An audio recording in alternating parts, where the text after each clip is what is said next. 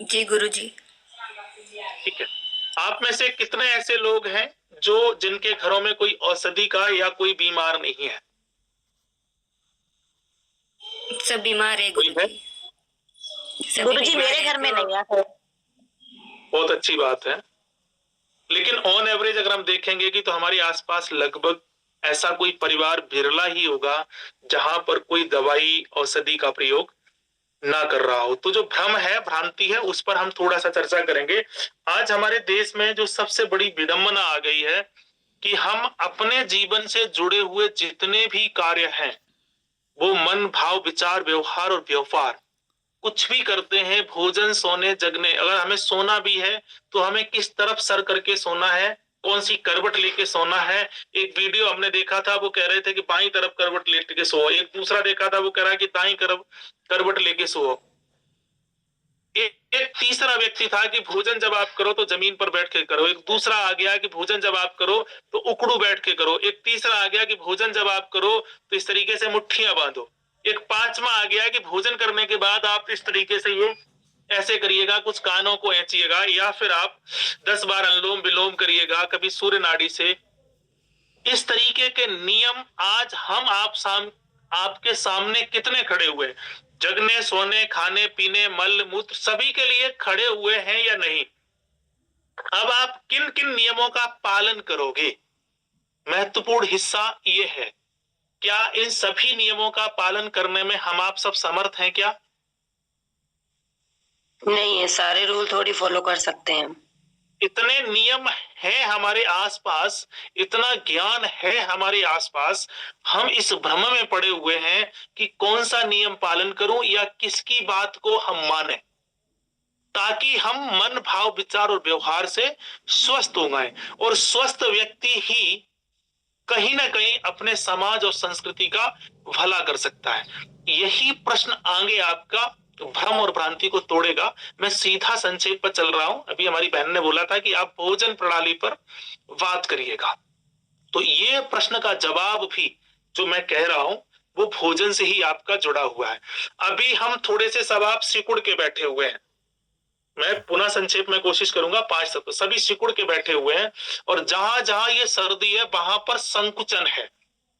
ठीक है। और जहां जहां सर्दी नहीं है, जहां गर्मी है, वहां पर संकुचन नहीं है। और यही सर्दी जब हमारी चली जाएगी तो क्या ऐसा संकुचन रहेगा क्या? नहीं रहेगा। तो ये संकुचन, अब संकुचन, सिकुड़न, श्रृंक, हमारी बॉडी के कुछ अंग हैं जो फेल होते हैं तो वो श्रंक होते हैं अथवा लार्ज होते हैं। लेकिन सभी सभी अंग फेल होने की परिस्थिति में न तो श्रंक होते हैं और ना ही लार्ज होते हैं। संकुचन जो है, संकुचन किसी भी विषय, वस्तु, विचार, भाव, व्यवहार, पता नहीं ये बेटा बहुत संकोची है, पता नहीं ये तो बहुत शर्म करता है। शर्म और संकोच में थोड़ा सा अंतर है। संकोच इंटरनल होता है और शर्म जो होती है ना, वो भी हमारी इंटरनल होती है। लेकिन संकोच जो है वो कुछ समय के लिए आता है, लेकिन शर्म जो होती है, शर्म, वो लंबे समय तक चलती है। कुछ लोग बैठे हुए हैं तो थोड़ा सा संकोच सा लगा, पर शर्म नहीं। शर्मीला आदमी हमेशा हर क्रिया में करता है। ये दोनों ही चीजें हैं कि शर्म करना। शर्म जो है वो हमारी आती है वायु तत्व में, या संकुचन, दोनों में अंतर है। खैर ये थोड़ा सा गहन विषय आ जाएगा। यहां पर मैं बात कर रहा हूं सिकुड़न हमारी अगर बॉडी के, मन के, भाव के, विचार के, व्यवहार के संदर्भ में आ रही है तो स्वाभाविक रूप से आप ये जान सकते हैं कि हमारा जल बढ़ा हुआ है। यानी जल तत्व जो है, और जल तत्व जो होता है वो ज्ञान का, अनुभव का एक अथाह भंडार होता है। तो आपका अगर कोई अंग सिकुड़ रहा है और जल तत्व का जो अवस्था और उम्र है, यानी ज्ञान की जो सच्ची उम्र है वो कौन सी है? स्वाभाविक रूप से और जनरल ज्ञान हमें सच्चा किस उम्र में जाकर के होता है? वृद्धावस्था पर। पेशाब हम सबसे ज्यादा किस अवस्था में जाते हैं? वृद्धावस्था में। लेकिन ज्ञान जब प्रबल होता है, आपने देखा होगा कि ज्ञानी जो पुरुष हैं वो फिजिकल रूप से, स्वाभाविक रूप से कमजोर होते हैं। हमारे यहाँ दो तरीके की जीविका है, एक परिश्रम जीविका और एक बुद्धि जीविका। बुद्धि जीविका जो वर्ग है वो श्रम जीविका, श्रमदान यानी श्रम नहीं कर सकता है। तो बुद्धि का संबंध जो है वो किससे है? सिर्फ बुद्धि से ही है, यानी किसी भी चीज को डिजाइन करने से, यानी जनरेट करने से। अगर आप कुछ चीजें पैदा करने में, कुछ नए रास्ते खोलने में अगर आप असफल हैं तो आपका जल तत्व बिगड़ा है, विकृत है। कुछ नया सोच ही नहीं पा रहे हैं, कुछ नया कर ही नहीं पा रहे हैं, बस जैसा चल रहा है मजदूरी हम कर रहे हैं, जॉब मिल गई है तो हम जॉब कर रहे हैं, अपनी तरफ से हम कुछ नया नहीं कर पा रहे हैं, तो आप समझ लो कि आपका जल तत्व विकृत है। और जल की सच्ची जो अवस्था है वो वृद्धावस्था है। अब जल का जो मौसम है वो है हमारा सर्दी का, यानी ये कार्तिक अघन 2 महीने जल तत्व की प्रधानता रखते हैं। फिर हम जाएंगे पूष और माघ के महीने में, वो वायु प्रदान हो जाते हैं। अब हम ये देखते हैं कि इन 2 महीनों में जल तत्व को अगर हमें शुद्ध रखना है, यानी हमें ज्ञानवान बनना है, और ऐसा ज्ञानवान बनना है कि जिसके साथ में मेहनत कम लगे और काम हमें ज्यादा निकले। तो आप लोग बताइएगा कि आप सबके यहाँ कार्तिक से लेकर के और अघन के महीने के अंत तक कौन कौन से त्योहारों की प्रधानता होती है संपूर्ण देश के अंदर या कुछ कुछ प्रदेशों में? कौन से त्योहार हैं जो कार्तिक और अघन के मकर महीने में आते हैं? संक्रांति, मकर संक्रांति, बसंत मकर पंचमी, संक्रांति शायद अघन और कार्तिक में नहीं है। नहीं अगन में नहीं, हाँ दीपावली, दीपावली मुख्य त्योहार दीपावली है।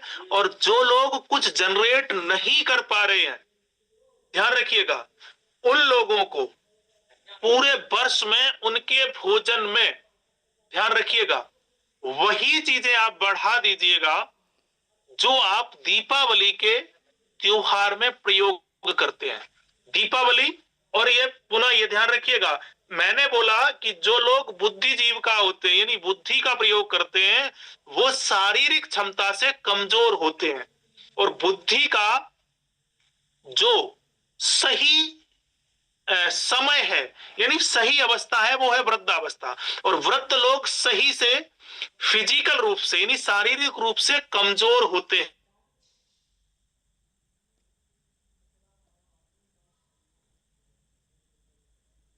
सिकुड़ के हम चलते हैं। तीसरा, सर्दी का मौसम, दीपावली का त्योहार। और अगर बुद्धि निर्णायक नहीं है तो हम भोजन में क्या बदलें? तो दीपावली का मुख्य व्यंजन क्या है? मुख्य व्यंजन, मुख्य खाद्य पदार्थ जो अन्य त्योहारों से एकदम अलग है, मीठा। ठीक है। और तला हुआ खाना नहीं, मुख्य मुख्य व्यंजन, जी गुरुजी, दूध और यहाँ से मीठा दो स्टार्ट चीजें कर देते निकलेगी, यहाँ से दो चीजें निकलेगी। बाजरे की जो लोई बनती जो है लोग वो कमजोरी फील करते हैं फील पताशे बौद्धिक स्तर पर या शारीरिक स्तर पर, जो लोग बुद्धि यानी कमजोरी महसूस करते हैं, उसके लिए फोफट में बहुत अच्छी पावरफुल औषधि भी निकलेगी।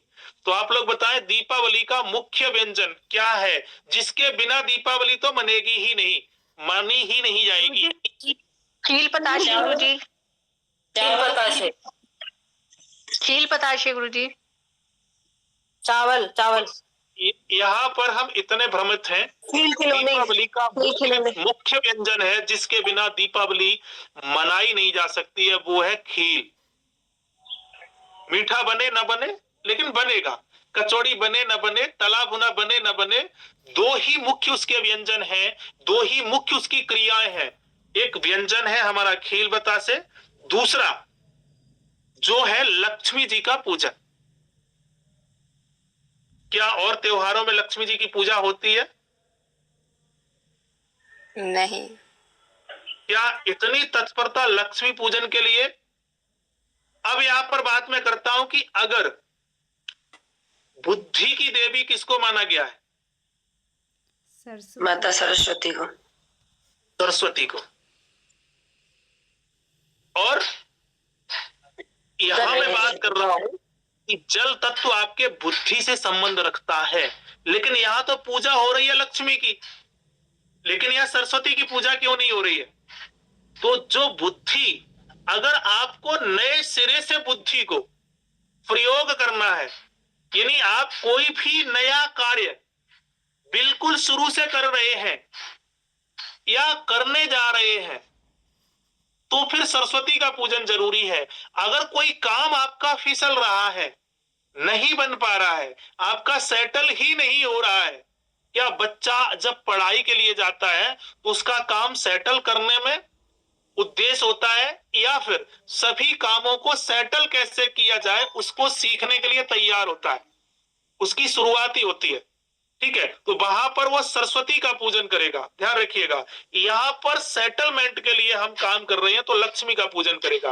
अब यहां पर दूसरी चीज ये ध्यान में रखिएगा कि जो लोग भी कमजोरी फील करते हैं, हमेशा कमजोर कमजोर कमजोर कमजोर, वो कुछ नहीं करें, इतनी सी खील लें, दूध में डाल दें, ठीक है, आधे 1 घंटे के बाद सुबह का नाश्ता आप लोग करना शुरू कर दीजिएगा। और मैं आपको एक समय देता हूं कि सिर्फ आप 15 दिन, जो निर्णायक क्षमता जिनकी कमजोर है, जिनका शरीर का कोई ऑर्गन संकुचन में आ गया है, चाहे आंख का साइज छोटा हो गया, या मुंह जिनका नहीं खुल रहा है, या कान सिकुड़ गया है, या किडनी सिकुड़ गई है, या फिर कोहनी सीधी नहीं हो पा रही है, ये संकुचन में आ गया, या उनका हाथ की कोई उंगली, सर्दियों में आपको पता है कि सभी के हाथ पैरों में संकुचन आ जाता है, यानी आप सीधा करना चाहो तो जोर पड़ता है, या गर्मियों में ज्यादा जोर पड़ता है?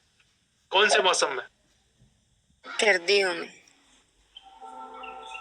पड़ता है? तो संकुचन की सबसे बेस्ट औषधि जो है वो है खील। उसको आधे घंटे खाने से दूध के अंदर डाल दो, नहीं तो पानी के अंदर डाल दो, और उसमें चीनी भी मत डालो, मिश्री भी मत डालो, गुड़ मत डालो, खांड मत डालो, उसके अंदर सिर्फ आप 2 बतासे डाल दो, जो लोग मीठा खा सकते हैं। यहां पर महत्व कमजोरी का और संकुचन का। और यहां पर ध्यान रखिएगा कि जिनको अर्थराइटिस है, स्वाभाविक रूप से गठिया कौन से मौसम में जोर करता है, गर्मियों में या सर्दियों में? सर्दियों में ज्यादा। अर्थराइटिस वाला जो रोगी होता है ना, वो बुद्धि का, यानी आपको दिशा देने में बहुत अच्छा मास्टर होता है। ऐसा कितने लोगों का अनुभव है जिनको भी अर्थराइटिस यानी गठिया है? क्योंकि हमारे पास तो बहुत सारे ऐसे पेशेंट होते हैं, तो उनकी बुद्धि जो होती है, यानी सलाह देने में वो बड़े निपुण होते हैं। ठीक है, तो अब यहां पर रसोई पैथी की मैं बात कर देता हूं। दूसरा, इस समय सबसे ज्यादा मसालों में खाया जाने वाला मसाला कौन सा होता है, जो हम बना करके रख लेते हैं कि सर्दी सर्दी में तो लड्डू बनाओ मसाले के, और उसमें भी तिल के लड्डू सर्दियों में, मेथी के लड्डू। क्या तिल और मेथी के लड्डू गर्मियों में खाए जा सकते हैं? नहीं गुरुजी, बहुत गर्म करेंगे। ठीक है, और दूसरा, हल्दी सर्दियों में हम ज्यादा खाना पसंद करते हैं या गर्मियों में? सर्दियों में ही। सर्दियों में। तो हल्दी के कोई भी प्रिपरेशन आप सर्दियों में ज्यादा प्रयोग करेंगे तो ज्यादा अच्छा है, तिल का प्रयोग आप ज्यादा करेंगे तो अच्छा है। दूसरा, अब सब लोग ना करें इसका, ये ध्यान रखिएगा। अगर सब लोगों ने किया तो थोड़ा सा मुश्किल होगा, या फिर आप ये सोचो कि हम अपने आप को और बुद्धिमान बना लें, हम अपने आप को और फ्लेक्सिबल बना लें।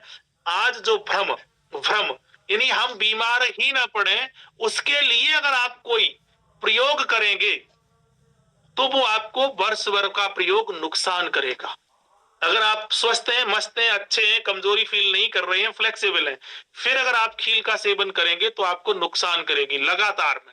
अगर आप कभी कभार महीने में 2-4 बार 10 बार खा लिया तो वो नुकसान नहीं करेगा।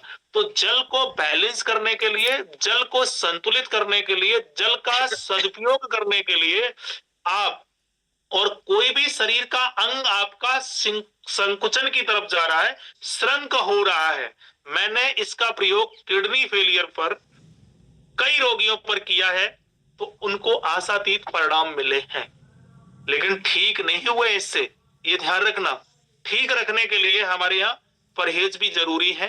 कुछ और प्रयोग जो होते हैं पशु चिकित्सा में रोगी की प्रकृति के आधार पर, लेकिन ऑन एवरेज श्रंक, जब किडनी फेल होती है तो वो श्रंक होती है, तो भी उसका बहुत अच्छा प्रयोग किया। तो जल तत्व का मौसम भी अभी चल रहा है और सब लोग एक भ्रम में फंसे हुए। मेरा जो अनुभव है अभी तक वर्षों का, अगर आप बिल्कुल सटीक और निर्णय कर लें तो आप भ्रम में नहीं पड़ेंगे, और भ्रम अगर आपका दूर हुआ तो आप सही दिशा की तरफ बढ़ेंगे, और सही दिशा की तरफ अगर आप बढ़ेंगे तो ये आप समझ पाएंगे कि वास्तव में मेरी प्रकृति क्या है, प्रवृत्ति क्या है, और हमारे देश की संस्कृति क्या है। अब ये तो हो गया है हमारे खाद्य पदार्थों की बात। दूसरी, इस जल तत्व को हम किस तरीके से कंट्रोल कर सकते हैं व्यवहार में, उसके लिए आप सब लोग बताइएगा कि कहानियां जो होती हैं वो हमारी वर्ष में किस मौसम में सुनी या सुनाई जाती हैं। कहानियों का समय कौन सा है? सर्दी के मौसम में है गुरुजी। ठीक है, और इसके अच्छी पहले मैं एक प्रश्न पूछना चाहूंगा कि अगर आपके घर मैं आऊं या मेरे घर आप आओ, आप मुझे खूब रबड़ी खिलाओ, आचार्य जी आ गए हैं या कोई हमारे ही घर आ गया है, भोजन तो मैंने बहुत अच्छा दे दिया है, लेकिन अगर मेरे चेहरे की शक्ल ऐसी हो, चलो ठीक है पूड़ी लोगे या रोटी लो, सोचिए तब आपको संतुष्टि मिलेगी। अथवा हमारे घर में रूखी रोटी रखी है, भैया आजा, बहन आजा, दीदी आजा, खा ले, ऐसी है, कुछ गड़बड़ तो ना है जो हमसे बन रही है टूटी फूटी, इन्हीं हमारे भाव। तो दोनों परिस्थितियों में आपकी संतुष्टि कब होगी? भाव से। भाव से। यानी किसी भी बीमारी को, बीमारी चाहे वो मन की हो या तन की हो, मन, भाव, विचार, व्यवहार की जो सारी बीमारियां हैं, उन सभी बीमारियों को किसी एक एंगल से ही ठीक नहीं किया जा सकता है, ये ध्यान रख लीजिएगा। इसलिए हम एलोपैथी में गए, आयुर्वेद में गए, पंचकर्मा में गए, पंचतत्व में गए, नेचुरोपैथी में गए, किसी भी हम पैथी में जाते हैं ना, तो पूरी की पूरी डिपेंडेंसी हम उस पर ही रख लेते हैं कि आप बस हम तो दवाई ले रहे हैं पर परहेज हम कुछ नहीं करेंगे। वो एक मुश्किल काम होता है और उसी का एक परिणाम यह है कि आपको उसका लाभ नहीं मिल पाता है। जैसे कि भोजन करने में, भोजन तो प्रदान है ही है पेट भरने में, लेकिन भाव भी प्रदान है, आपकी श्रद्धा भी प्रदान है। अगर श्रद्धा और भाव में कमी होगी तो पेट नहीं भरा जाएगा। और केवल कुछ लोग ऐसे भी चालाक वाले हैं, वो बातों से ही पेट भरना चाहते हैं। ऐसे भी बहुत सारे लोग हैं ना कुछ खिलाएंगे ना पिलाएंगे, कुछ नहीं, वो बातें ही बातें, बातें ही बातें। वो आदमी फिर कभी भी कामयाब नहीं होता है। कहते ना उसके पास चलो वो तो बातों से ही पेट भर देता है, बातों से ही पेट भर देती है, ऐसा बताया गया ना। तो पेट भरने के लिए बातें, यानी बात करना, स्टमक जो है अगर उसको कहीं से कमी है, तो जिनका पृथ्वी तत्व गड़बड़ है, और पृथ्वी तत्व जल को कंट्रोल करता है, पृथ्वी तत्व जल को कंट्रोल करता है। तो अब यहां पर देखिएगा कि पेट आपका या तो बातों से भर सकता है या फिर भोजन से भर सकता है। तो हमारे यहाँ पूर्वजों ने एक परंपरा बनाई थी कि भोजन करते समय बात ना करें। ऐसा कितने लोग जानते हैं? भोजन करते समय बोलते नहीं है। क्यों नहीं बोलते, इसका लॉजिक क्या है? बोलते तो नहीं पता है, लॉजिक का नहीं पता है। लॉजिक ये है कि भोजन करते समय अगर बोलेंगे या बातें करेंगे तो आपको गैस, एसिड, एसिडिटी बनेगी ही बनेगी, क्योंकि भोजन के साथ साथ में वो बातें भी जा रही हैं। और ये कहावत है कि बातों से ही पेट भर दिया, ये कहावत तो सुनी होगी ना? जी सुनी है ना? गुरुजी, तो जिन लोगों गुरुजी, को मैं- गैस, एसिड, गुरुजी, एसिडिटी, जी गुरुजी मैं 32 सालों से मैं खाने के टाइम में नहीं बोलती हूँ। जी, क्यों नहीं बोलती थी? मुझे ना मेरी दादी ने ऐसा बताया था कि मतलब खाने के टाइम नहीं बोलते हैं तो वो क्यों? हमारा, हाँ वही कि नहीं बोलते हैं तो वो हमारे सारे जो दिन होते हैं वो फास्ट में माने जाते हैं और हमें मतलब कि कोई प्रॉब्लम नहीं होती है। लॉजिक क्या है आज का जो लॉजिक? उसका साइंटिफिक रीजन यह है कि हमारा जो भोजन है वो बोलते समय श्वास नली में ना चला जाए, जिससे हमें प्रॉब्लम हो सकती है, इसलिए भी हम नहीं बोलते। देखिए, हमारे यहाँ जो नियम थे उनको धर्म से जोड़ा गया। जो हमारे स्वस्थ रखने के नियम थे ना, उनको हम लोगों ने धर्म से जोड़ा है, क्योंकि हम लोग धार्मिक हैं। हमारी संस्कृति धर्म को प्रधान मानती है। लेकिन और अब वैज्ञानिकता की दुनिया आ गई है, जमाना आ गया है, तो भोजन करते समय जो लोग बोलते हैं उनको गैस एसिड एसिडिटी बनेगी, क्योंकि भोजन के साथ में बातें भी अगर जाएंगी तो उसमें खाली स्पेस रह जाएगा, और स्पेस अगर हुआ तो आकाश प्रधान बनेगा, और आकाश अगर प्रधान हुआ तो वायु बनेगी। तो बातें करते समय नहीं, भोजन करते समय बातें करने वालों का पाचन तंत्र बिगड़ता है। ऐसा मैंने भी अनुभव किया है। लेकिन अब यह ध्यान रखिएगा कि इसका परहेज वो लोग करें जिन लोगों को सच में गैस एसिड एसिडिटी या भोजन से संबंधित समस्याएं, पाचन तंत्र से संबंधित समस्याएं हैं। सब नहीं करें, ये मेरा अपना मत है, क्योंकि हमने जिन जिन लोगों को, और ये अनुभव हम अपना सालों पुराना चिकित्सा के क्षेत्र का है, हम कुछ लोगों को बोलते हैं कि आप भोजन करते समय बातें नहीं करें, कुछ लोगों को नहीं टोकते हैं, ठीक है तुम करो, लेकिन किसको करना है किसको नहीं करना है, महत्वपूर्ण हिस्सा यहां पर ये है। तो पहला रसोई पैथी के आधार पर अगर मैं बात करूंगा तो गैस एसिड एसिडिटी के लिए पहले नियम जो है जिन लोगों को बन रही है वो भोजन करते समय बातें ना करें। दूसरा, जिनको भी निर्णायक शक्ति कमजोर है, निर्णय लेने में कमजोर है बुद्धि के स्तर पर, अथवा काम धंधा करने में अपने आप को कमजोरी फील करते हैं, तो वो वर्ष भर खील का सेवन करें। बस 10-15 दिन के अंदर 1-2 दिन का गैप लगा दें, तो जल और पृथ्वी दो तत्व आपकी ही परंपरा से ठीक किए जा सकते हैं। अब इनका कोई अगर पालन नहीं करता है, केवल किसी चिकित्सा पर ही डिपेंड है, और मैं यहां पर यही चिकित्सा करता हूं। हमारे पास रोज 25-50 पेशेंट हैं। हमारे पास पहला जो नियम है हमारे पूरे चिकित्सा सेंटर पर, वो पहला नियम मित्रों ये है, स्वतंत्रता। तुम्हारे तरफ कि तुम्हारी कोई बाउंडेशन नहीं है, कब जगना, कब सोना, कब खाना, कब नहाना, कब क्या करना। पहली, जब यहां पर हम इस स्वतंत्रता को छोड़ते हैं तो जो भी रोगी जन 2-4-10 दिन के लिए आते हैं हमारे पास, वो अपने वास्तविक रूप में आ जाते हैं, स्वाभाविक रूप से आ जाते हैं। फिर शायद आप में से कुछ लोगों ने कल का लाइव हमारा अगर फेसबुक पर कहीं आप लोग हमें फॉलो कर रहे हैं, आप में से किसी सज्जन ने जाना या सुना, उसको देखा किसी ने? जी गुरुजी, देखा था मैंने। हाँ, कुछ गुरुजी लोगों ने कल का तो नहीं देखा, उसकी कल का ही बचा है, वैसे रोज देखती हूँ। ठीक है, उसमें एक हमारे साथ में दादा थे जो लगभग 3 दिन से हमारे साथ रह रहे थे। उनको काफी क्रॉनिक समस्याएं थी। एक अनुभव था, वो इसलिए मैं आप लोगों को बता रहा हूँ कि क्योंकि वो हमारा रिकॉर्डेड लाइव में पड़ा हुआ है। लेकिन उनकी समस्या क्या थी? 1 मिनट। हाँ। ये जो सेशन है ये अभी 2 मिनट में खत्म हो जाएगा।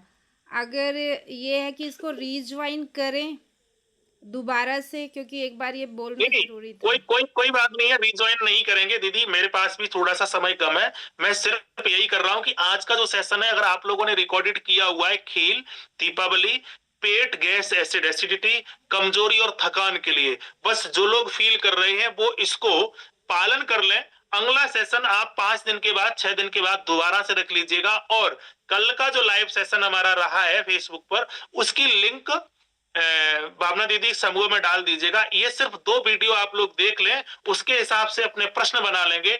अगले बार हम 5-6 दिन के बाद फिर दोबारा मिलते हैं, तो इस बात से मुझे भी बहुत खुशी होगी और एक दिशा भी मुझे मिलेगी। जी जी। गुरुजी वृंदावन में आपका एड्रेस क्या है वहाँ पे? जी, वृंदावन में जो आप जहाँ रहते हो, आपका एड्रेस क्या है? बरसाने में हूं मैं, राकोली गांव पड़ता है। दीदी, भावना दीदी समूह में आपको वो पूरा एड्रेस भेज देंगी, ठीक है? हाँ, अभी किसी का कोई प्रश्न है? क्योंकि ये सत्र हमारा समाप्त होने की परिस्थिति में है। गुरुजी प्रणाम। गुरुजी मेरा प्रश्न नहीं है, मैं आपका इंट्रोडक्शन करवाना चाहती हूँ। जो हमारे इस मंच की सीनियर है वो रीना दीदी है, जिन्होंने हमें ये अवसर दिया है आपसे मिलने का। जी जी जी जी, अच्छा है रीना दीदी। कहाँ से हैं रीना दीदी आप? गुरुजी मैं करनाल हरियाणा से हूँ और मैं आपसे मिली भी हूँ। प्रशिक्षण भी लिया था जी एक बार आपके यहाँ आके 3 दिन का और बहुत अच्छा लगा। जी जी आप यहाँ हमारे मंच पे आए और इतनी सारी जी बहनों को पंचतत्व के बारे में जानकारी दी। क्योंकि हम सब जी रसोई चिकित्सा को बहुत अच्छे से जन जन तक पहुंचाने में इस सखी स्वास्थ्य केयर के प्लेटफार्म से काम कर रहे हैं और मासिक धर्म की जी समस्याओं पे भी काम कर रहे हैं। तो अगर महिलाएं जी सीख जी जाए तो मेरा मतलब जो उद्देश्य है कि अगर महिलाएं जागरूक हो जाए तो वो पूरे घर को जागरूक कर सकती हैं।